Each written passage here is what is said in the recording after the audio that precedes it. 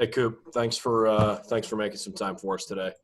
I remember you walked through with us kind of before the season started, all the emotions you went through over the summertime, and obviously we all know your journey and things. Um, now that you are approaching the middle of the season, I remember you talked about how that fight over the summertime for you would have been for nothing if you guys don't accomplish your goals. You're 3 weeks into the season. Do you still talk frequently as a team about those end goals, or are you guys so caught up in just the week to week, day to day stuff that you know what you're working toward, but you don't really verbalize that stuff? I feel like you do get caught up when it comes to the season of week to week.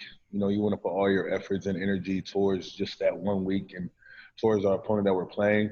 So it's kind of hard to think of the season as a whole. But we try to make sure we don't take anything for granted. We don't want to take a week for granted. We don't take a game for granted, a day for granted. So we try to stay focused in the week for our opponent, but also we don't miss the big picture and miss what this thing is really about. I'm curious if you've heard from anybody, whether it's a former teammate, former player, or maybe just somebody notable we wouldn't necessarily associate with, about wearing the blocko jersey. Has anybody said something to you that's been particularly cool or memorable about that? No, not really. I mean, a lot of people have reached out to me and said, congratulations. Nobody notable, not like a LeBron James or something. So, like I wouldn't say that. So, okay, cool. All right, and we have quite a few hands raised and only about 10 minutes with Coop. So if we could just keep it to one question, that'd be great.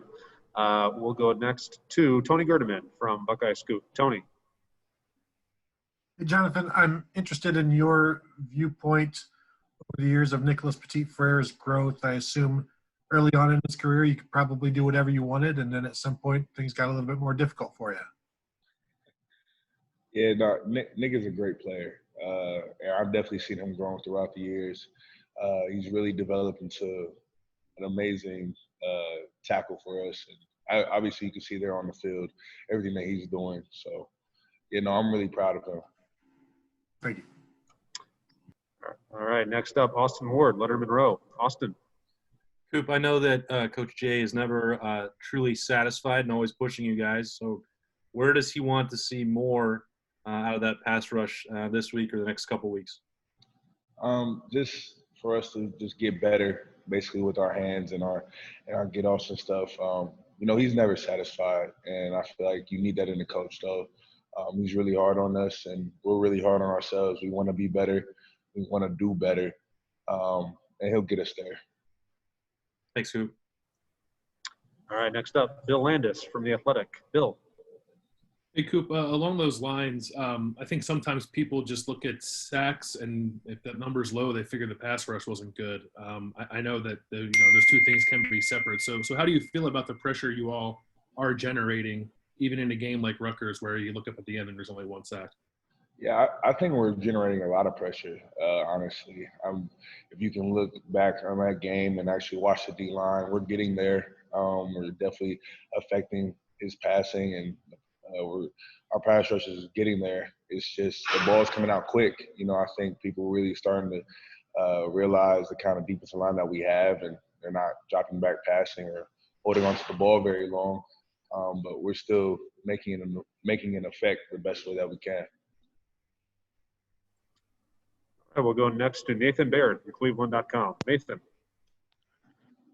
Yeah, Jonathan, maybe kind of along those same lines. When you're playing a quarterback like the one you're about to play this week, Michael Penix in a couple weeks, or I guess you could say it's even about Adrian Martinez, how does that make your job more difficult as a defensive end? It just means that we have to be even more disciplined in our rush. We can't run upfield, create gaps for those guys. They're really good quarterbacks, and they know how to use their feet as well. So we got to make sure we keep them in the pocket where we want them, and then get to them. At the end of the day, that's the goal. We have to get to him and make sure we're affecting him and hitting him. So we can't let him get out of the pocket and let him scramble around, because that's when defenses start to break down. So I put that on us. All right, we'll go next to Bill Rabinowitz, Columbus Dispatch. Bill. Hi, Jonathan. What do you remember about 2 years ago in College Park, that scare? And what have you seen so far from Maryland? I do remember that scare 2 years ago very well.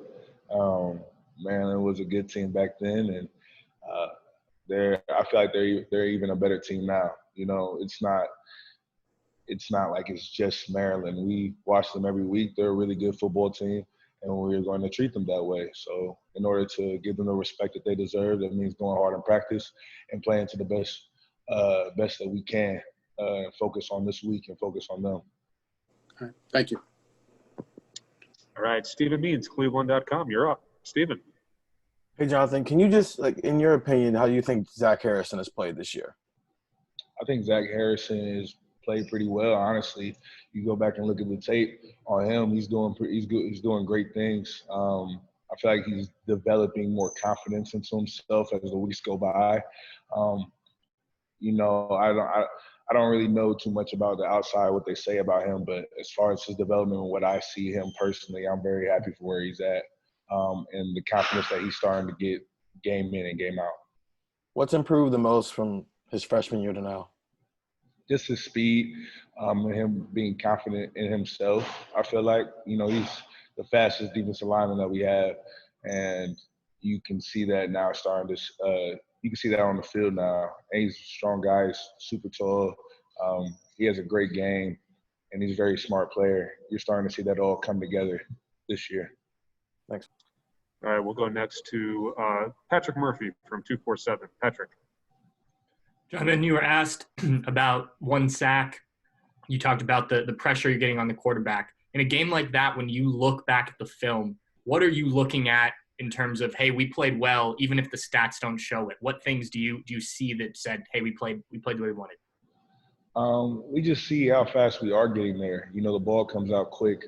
I feel like for us, when we play quarterbacks and teams, because they respect our pass rush, you don't see a lot of drop back passing, and we're getting there and the ball's coming out quick. But you take those games and you see how you can get better, how you can beat the offensive lineman faster. What else could we have done to affect the game? How are we playing in the run game? Are we stopping the run well enough? And you can always improve your game. So it doesn't just stop like, oh, we had a good game, or, oh, we're having a good rush. Like, no, there's always something that we can work better at and get better at. All right, got time for two more. We'll go to Tim May and Spencer Holbrook. So we'll start with Tim and then finish with Spencer. Tim, you're up. Thank you very much, Mike. Jonathan, how do you define a trick play? How nauseating was it to see an offensive lineman catch a throwback pass and score basically untouched the other night? And how much more aware are you guys right now of those kind of things than you were a week ago? If you follow my drift. Yeah, Rutgers threw a lot of trick plays at us. It's hard to get prepared for those and see those throughout the week. I feel like when it comes to a trick play, you have to just go back to your rules, and you see fast away, you have to kind of stay back and expect a reverse or expect anything coming back to you. I think we're going to look at more trick plays this week, just to have a better understanding of them and know what to do in those type of situations. But, there's only so much you can do against a trick play, because there's so many different things that's going on, and especially with a team like Rutgers who ran them really well. Yeah. You have to be able to kind of just adjust, play football. Thanks, man. Thank you. All right, and the last question for Coop. We'll go to Spencer Holbrook from Letterman Row. Spencer. Coop, against Penn State, you guys extended a drive with a penalty, maybe a questionable penalty, and then there was a drive extended against Rutgers with a penalty. You as a two-time captain now, how are you addressing that with the guys, and what do you see from the discipline side right now that makes you think you guys are going to get that corrected? Yeah, to be honest, we got to be better. A defense as a whole, we got to be better. We can't have unnecessary disciplines where they go give them 15 yards on any kind of calls, offsides, face mask, pass interference, all those calls, and then eventually they lead to scores. I feel like for the past two games, we really haven't finished as strong as we're supposed to. You know, I feel like we come out strong, but we don't really finish. And that's something I'm trying to talk to my guys about, because it starts with the captains, the leaders of the defense. And we have to figure out what's going on to where we're not finishing these games, and we're going to get it fixed. I know that. All right, Coop, thank you.